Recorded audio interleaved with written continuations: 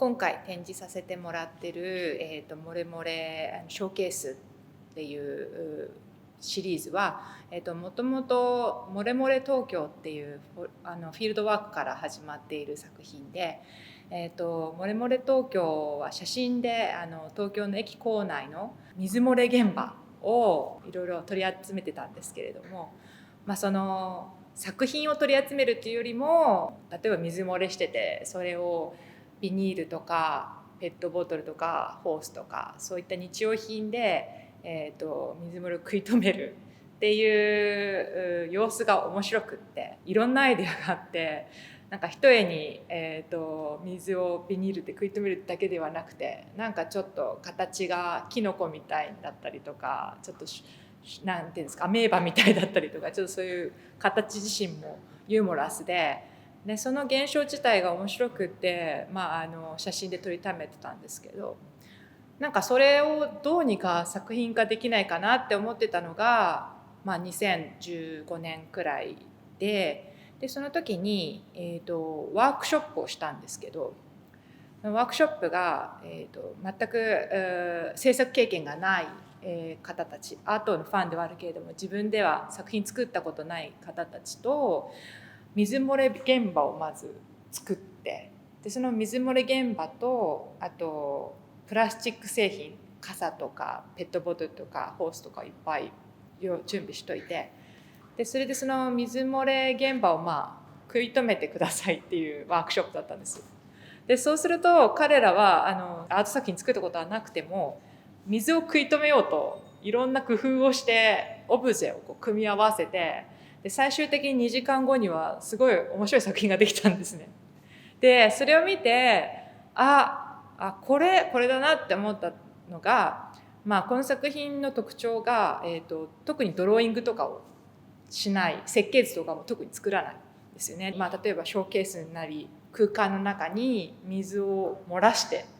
最初はべちゃべちゃなんですよ。べちゃべちゃなところに、自分でその即興的にものを組み合わせて水を食い止めつつ、循環させるっていうルールで作り上げてる作品なんですね。なので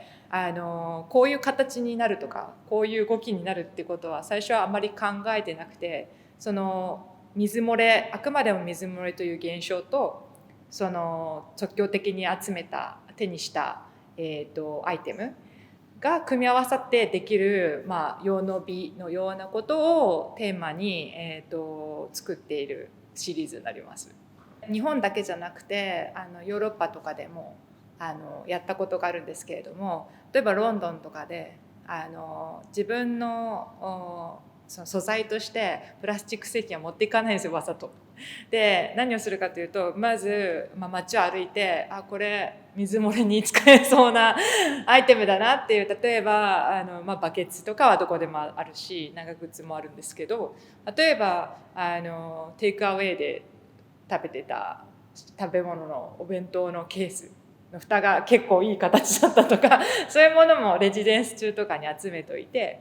でそれで実際展覧会準備になった時に水漏れを起こして、でそれで集めてきたアイテムをこう組み合わせていくっていうことなので、結構作る場所によって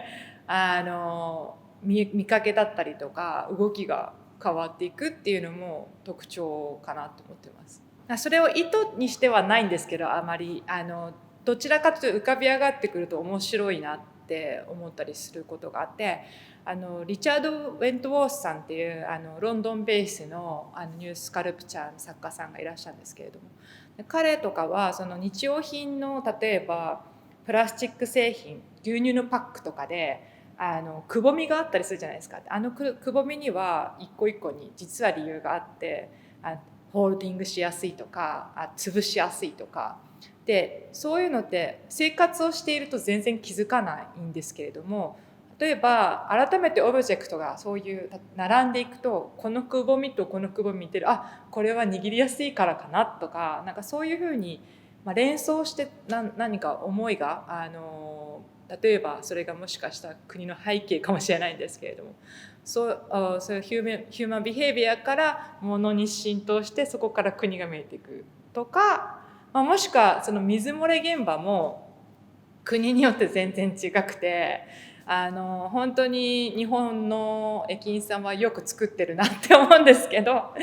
なんかフランスとかすごい古い地下鉄システムですけど漏れっぱなしだったりとか、あとバルセロナにもいたことがあるんですけど、その時にはもう木のくずをバッてこうかけてるだけでなんかこう国それぞれだなって思うので、なんかそういうところももしかしたら私の根源的に持ってる東京で生活してるっていうものが作品上に出ているっていうのもあるかもしれないですね。まずきっかけはそのもの自体が持ってるなんかユーモラスさっていうか、なんかその東京って再開発が激しいので綺麗に駅を建て直すっていう現場たくさん見てると思うんですけど、の割にはなんかこうチープなマテリアルでなんか水漏れを食い止めてる、例えば傘使ってるとかペットボトル使ってるとか、なんかその様子がまずすごく面白いなって思うのと、あとはそのアーティストが作ってるわけじゃないっていうところもすごく興味深くて、なんかその清掃の人だったりとか用務員さんとか駅員さんがそれを作ってるんですけれども、ほとんどインタビュー受けてくれないんですよね。これは見せたくないものだからそんなことは喋れないっておっしゃるんですけれども、でもそもそも何ですか、その水漏れを食い止めなきゃっていうそのモチベーションがものにこう組み上げられるっていうこのエネルギーがもうやっぱりアートっていうか一つのクリエーションとしてすごく興味深いなって思っていて、私自身も自らこうパッションが湧いて作るっていうよりも周りの条件とか、環境によってこういうこと作ってみようかなって思うタイプなので、そういう方たちのクリエーションってすごい興味があるんですね。例えば緊急事態とかすごく強い言葉で、緊急事態になると人間何か動かさなきゃ、何か工夫しなきゃいけないっていうモチベーションが生まれるじゃないですか。それ自体もすごく面白いなって思ってて、水漏れも一つの緊急事態なんでそこで見えてくるクリエイティビティなのかなって思ってます。めちゃめちゃ受けてて、皆さん本当もうワット自体も受けてると思うんですけど、もう多分全作家アーティストを受けてると思うんですけど、私もその中の一人で、もともと先ほど言ってたようにいろんな国とか知らない場所に訪れて、その中の生活とか日用品とか風景からインスピレーションをかき集めて作品化するってことをやってきた身としては、まずトラベルできないで、そのどこをモチベーションに作ればいいのかっていう、戸惑いがあったんですけれども、でも一方でその緊急事態っていう言葉自体がすごくこう燃え上がってもきて制作のスタイルはものすごい変わりました。圧倒的に自分のスタジオにいる時間も増えたし、あと日本国内の行けてない場所だったりとか知らなかった場所とかに行ったりして、なんかその新作を構想するとか、今考えてるのは、例えば行ける範囲なんですけれども、散歩に出かけて、でそこでなんかここで作品作りたいなって思ったら別に公園とかに彫刻ちょっと置いちゃうとかそれがなんかもうゲリラ的に置いてあって、なんかそれを友達とかにあそこに作品が実は10年間置いてありますみたいなことが起きるとか、なんかそういうようなクリエーションもできないかなって思ったり、期間限定のコンセプトですけどね。まずは早くコロナはと言ってもとはいえ収束してもらいたいなって思うのは、圧倒的にオンラインとかデジタルのコミュニケーションが増えたことで、なんかそのフィジカルな体験っていうのがものすごい足りてないなっていう、ちょっと枯渇化してて、みんなで同じ空間にいるみたいなこともすごく